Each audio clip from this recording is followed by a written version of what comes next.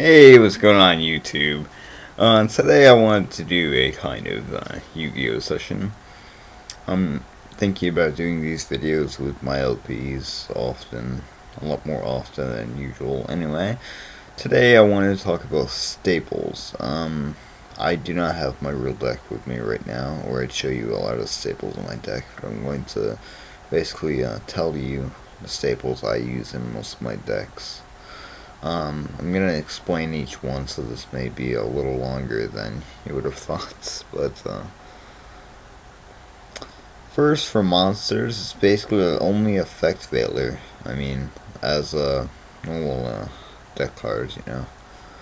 Effect Veiler, basically, you can negate the effect of a card for a turn. So it's really good to use against your opponent in certain circumstances. For spells, you got Book of Moon, Dark Hole, Heavy Storm. Those are pretty self-explanatory, pretty basic cards. A lot of people know. Monster Reborn is also Mystical Space Typhoon, and Pot of Duality, which I'm going to explain. Pot of Duality, basically you're going to draw 3 cards from the top of your deck, and you're going to choose one, and one of those cards you're going to add to your hand, and the rest you're going to add to your deck and shuffle. The only downside is you can't special summon a card that turn, but I mean, certain circumstances, again, like if I needed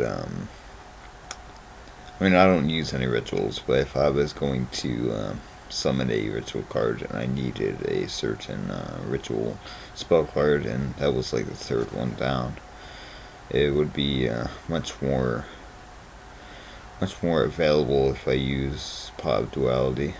For traps, these are kind of somewhat hard to find. Solemn Judgment is a super rare. Solemn Warning is kind of not really. It's more, I guess you could say, it's an average, very average card you'd find. But and then Torrential Tribute. Those are pretty basic cards. Basically just Torrential Tributes, just a destruction card. Solemn Judgment is a spell negation card, and well, not just spells, I mean effects and such too. But Solemn Judgment is kind of a staple. You're not going to want to put it in all decks, certain circumstances. Again, I keep saying that word, but you know, it just comes up so often that, you know, you're not going to want to trade half your life points for such a moment in certain things. Extra deck staples, these are kind of different. Black Rose Dragon, Bryonic, Dragon of Ice Barrier, that's going to be an on and off card. Number 17, Leviathan Dragon. Number 39, Utopia. Scrap Dragon. Stardust Dragon. Stardust Dragon you're going to want to have in every single deck that has a tuner in it. I mean, if you don't have a tuner in your deck, then there's no point whatsoever in putting Stardust, because you can't summon him. But Stardust basically is one of the most undestructible cards. I mean, he's pretty broken.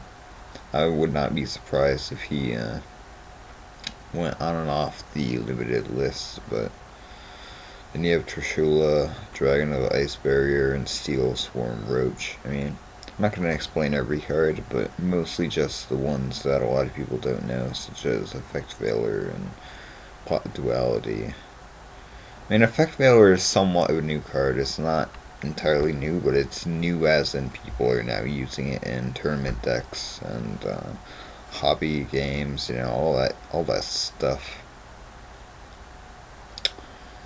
So yeah, you just basically want to focus on reborning your monsters, destroying traps. Also, I mean, a staple you could put in traps is Sakuretsu Armor. It's pretty much a really good card, but the only one I have is Radiant Mirror Force. I have a couple of those in my current Cloudian deck, only because there's certain circumstances, circumstances comes up a lot in Yu-Gi-Oh, but there's certain circumstances where you're going to run into 3 or more attackers against you. Radiant Mirror Force is pretty good at defending you in that circumstance, but